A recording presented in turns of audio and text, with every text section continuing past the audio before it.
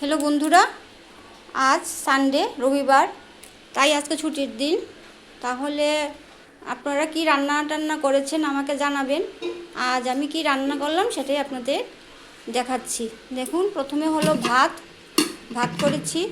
এখানে করেছি হলো টমেটো দিয়ে আর বড়ই দিয়ে পাতলা টক।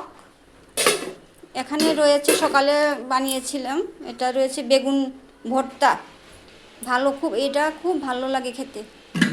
তারপর এখানে করেছি দেখুন মাছ, কাতলা মাছ দিয়ে ঝিঙ্গে আর আলু দিয়ে তরকারি। আর এখানে নিয়ে নিয়েছি মাছ ভাজা। আর এখানে করেছি দেখুন ডাল। আর এখানে সবচেয়ে স্পেশাল হলো চিকেনের লাল লাল ঝোল।